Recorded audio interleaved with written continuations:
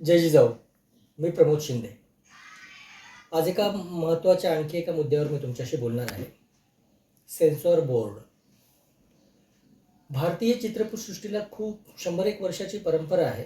यात अनेक चित्रपट बनलेले आहेत, अनेक चित्रपट आलेले आहेत. प्रत्येक चित्रपटाने एक वेगवेगळी आपला एक ठसा उमटवलेला आहे. त्यात अनेक चित्रपट आहेत, त्या समाजाचे त्या स्तराचे त्यांनी प्रश्न मांडलेले आहेत.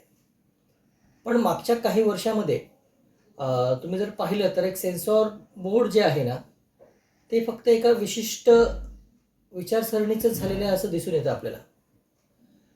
तसं म्हटलं तर सेन्सॉर बोर्ड हे इंग्रजांची जेव्हा ब्रिटिशांची सत्ता होती तेव्हा आलेलं होतं.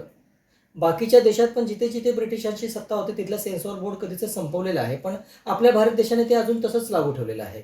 तेच नियम, तसेच घिसेपिटे नियम. मुळात म्हणजे कसं होतं की त्या काळात ब्रिटिशांच्या विरोधात कोणी आंदोलनं करू नये, त्यासाठी चित्रपटांमध्ये त्यांच्या विरोधात कोणी बोलू नये, अशा उद्देशाने सेन्सॉर बोर्ड काढलं होतं. आजही तोच प्रकार चालू आहे. मग सत्ता कोणाचीही असो, विचारसरणी फक्त या 3.5% लोकांचीच चालते.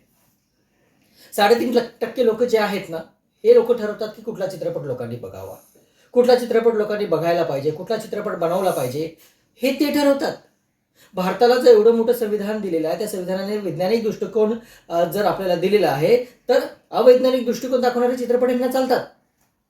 पण जो टक्का आहे, जो गरीब आहे, शेतकरी आहे, आदिवासी आहे, रस्त्यावरचा आहे, दलित आहे, अल्पसंख्याक आहे, मुस्लिम आहे, ह्यांचे प्रश्न मांडणारे चित्रपट आले तर ह्यांना सेन्सॉर बोर्ड दिसतं. आज भारतभरात अनेक चित्रपट आहेत जे चित्रपट बनवले गेलेले आहेत, पण या सेन्सॉर बोर्डाने थांबवलेत. मित्रांनो, चित्रपट बनवणं एवढं सोपं आहे का? चित्रपट बनवण्यासाठी म्हणजे आता चित्रपट का बनवावा लागतो त्याच्यावर मी बोलतो. ह्याच्या अगोदरची जी आपली क्रांती घडली ती पुस्तकाच्या मार्फत घडली होती. त्यांनी पुस्तकं लिहिली, मग बहुजन विचारांच्या लोकांनी, विचारवंतांनी पुस्तकं लिहिली आणि ते क्रांती घडली होती. आज नाही. आजची क्रांती घडायची असेल तर चित्रपट बनवले पाहिजेत. चित्रपटच क्रांती घडवतोय. चित्रपट लोक बघतात, दृकश्राव्य माध्यम असल्यामुळे लोक बघतात आणि त्याच्यावर विचार करतात. त्यामुळे प्रत्येक समाजाला वाटतं की माझा जो म्हणणं आहे, माझा जो अधिकार आहे, माझं काही सांगणं आहे ते लोकांनी बघावं. दलितांचं सांगणं असेल, आदिवासींचं असेल, चर्मकार समाजाचा असेल, आदिवासींचा असेल, मुस्लिम अल्पसंख्याकाचा असेल, गरिबांचा असेल, शेतकऱ्यांचा असेल, रस्त्यावरची राहणारी माणसं त्यांचे प्रश्न असतील. प्रत्येकाला वाटतं की आमचे प्रश्न लोकांनी बघावेत. मग यांनी चित्रपट बनवायला सुरुवात केली.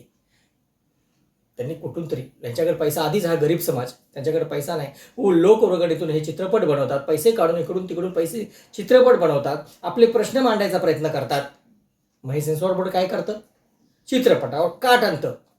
त्यांना असं नको, जादूने मुलं जन्माला येतात असले चित्रपट यांना चालतात. कोणीतरी कुठून तरी येतो, चमत्कार आणि काहीतरी करून दाखवतो, तसले चित्रपट यांना चालतात.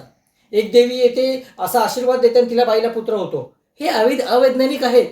9 पुत्र कन्या होती तर का करणे लागे पती, असं संत तुकाराम महाराज म्हणाले होते. पण असे ह्याच्या विरोधात जाऊन हे चित्रपट असे ना पास करतात, सेन्सॉर करतात.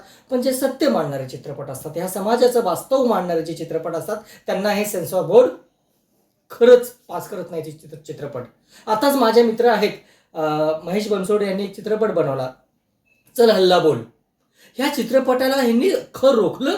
हा चित्रपट वास्तववादी मांडणारा चित्र नाही. ह्या चित्रपटाला पूर्ण रोखलं. आणि या हरामखोर सेन्सॉर बोर्डाच्या अधिकाऱ्यांनी काय करावं? कोण? नामदेव ढसाळ. नामदेव ढसाळ तुम्हाला माहित नाहीत का? नामदेव ढसाळांची त्यात कविता आहे, त्यामुळे हा चित्रपट रोखण्यात आलेला आहे. हे सेन्सॉर बोर्ड का पाहिजे मग आम्हाला हे सेन्सॉर बोर्डच नकोय, जे आमच्या भावनांवर, आमच्या विचारांवर, आम्हाला आमचं वास्तव मांडायला ते नकार देते, थांबवते. हे सेन्सॉर बोर्ड काय करायचं आम्हाला? लोकांचा सिनेमा ही चळवळ उभी राहिली यासाठी. मी भारतभरातल्या प्रत्येक तरुणाला, ज्यांना वाटतं की माझं वास्तव लोकांसमोर यावं, अशा प्रत्येकाला विनंती करतो की या लोकांचा सिनेमा चळवळ याच्यात सामील व्हा. असे अनेक चित्रपट आहेत. सेन्सॉर बोर्ड कशा पद्धतीने आहे, तुमचे पण चित्रपट, मी काल एक यादी ऐकली, जवळजवळ 100-150च्या आसपास चित्रपट आहेत ज्या सेन्सॉर बोर्डाने अडकवलेत, फक्त हे वास्तववादी मांडणारे आहेत म्हणून चित्रपट. तर ह्या चित्रपटांना आपल्याला बाहेर आणायचं. आपल्याला हे सेन्सॉर बोर्डच नकोय. आपल्याला काय हवंय?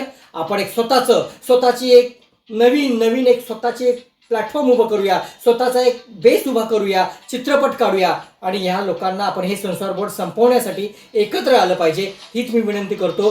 जय जिजाऊ, जय शिवराय, जय भीम.